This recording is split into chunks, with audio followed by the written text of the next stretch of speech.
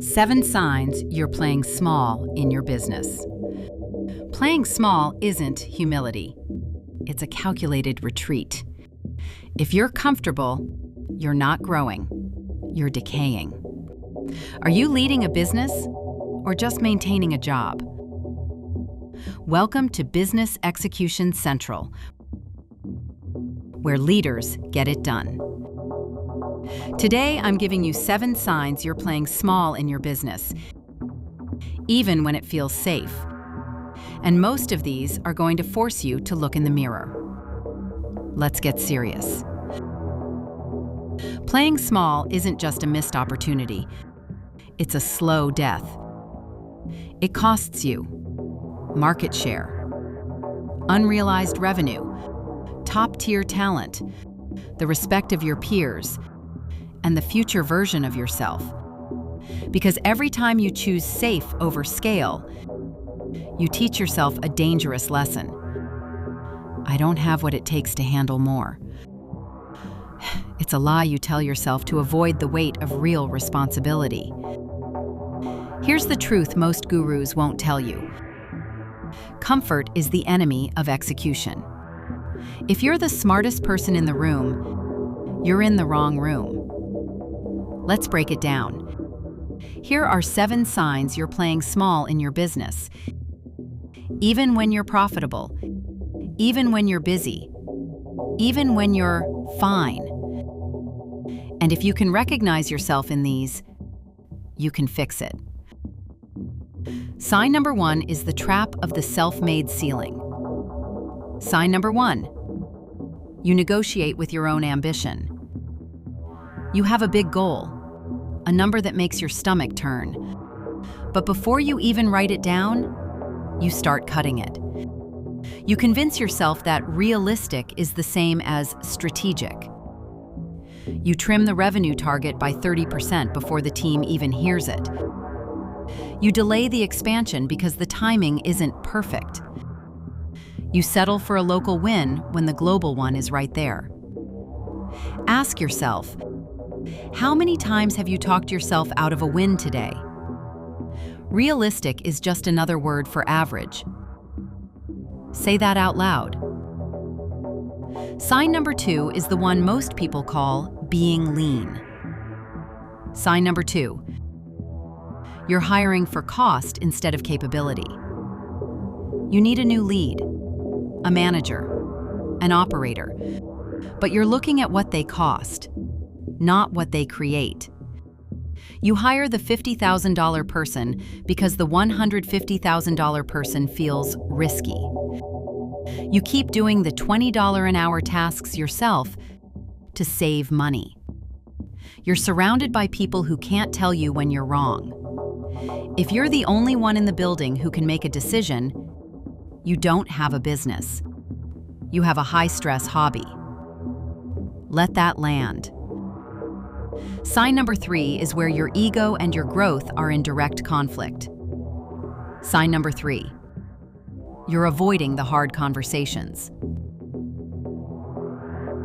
You see the performance gap. You hear the excuse, and you let it slide. Because you'd rather be liked than be a leader. You ignore the toxic culture because the person hits their numbers. You avoid the difficult client because you don't want the confrontation. You stay quiet in the meeting when you should be setting the standard. Standards are only standards if you're willing to enforce them. If you won't protect the culture, you're the one destroying it. Real quick, if this is useful, hit like and subscribe so you don't miss the next part. Let's get back into it. Sign number 4 is the trap that looks like doing the work. Sign number 4, you're refining instead of deploying. You're on your 10th version of the pitch deck. The website has been almost ready for 3 months. You're polishing the product when you should be selling it. You're reading the 4th book on a topic you've already mastered. You're waiting for more data instead of making a decision. Execution requires the courage to be imperfect. If you're not embarrassed by your first version, you launched too late. Read that line again. Sign number 5 is where high performers stay stuck the longest. Sign number 5. Your network is stagnant. You're the big fish, the one everyone asks for advice. And that feels good for your ego, but it's lethal for your execution. You haven't met someone who intimidated you in 6 months. Your peer group hasn't changed since you started the business. You spend your time with people who validate your excuses. Growth happens in the gap between who you are and who you want to be. If nobody is pushing you, you're not moving. Sign number 6 is the most invisible sign on this list. Sign number 6. You're chasing every new opportunity. You have shiny object syndrome. Every new trend feels like a shortcut. You pivot the strategy because you saw a TikTok about a new niche. You launch 3 new products before the first one is profitable. You're spreading your focus so thin that nothing has momentum. Discipline is the ability to say no to a good idea, so you can say yes to a great one. Focus is a multiplier. Distraction is a divider. Sign number 7 is the one that reveals your true identity. Sign number 7. You're working in instead of on.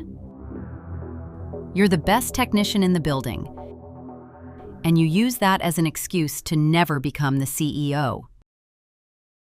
You're hovering over every email your team sends. You're still the one answering the support tickets at 10 p.m. You're so busy doing that you have no time for designing. You're not on the call. You are the call. And as long as you're the bottleneck, the business will never scale. Sit with that for a second. Here's your Business Execution Central Challenge today. Identify the one decision you've been avoiding because it's too big. The hire you're afraid to make, the market you're afraid to enter. Write it down. Then take the first step toward it in the next 60 minutes. Send the email. Make the offer. Set the meeting. Because playing small dies when the first big move is made. Thank you for watching Business Execution Central. We would be grateful if you took the time to share, subscribe, and follow our channel if you want more content that doesn't let you off the hook. Your move. Let's go.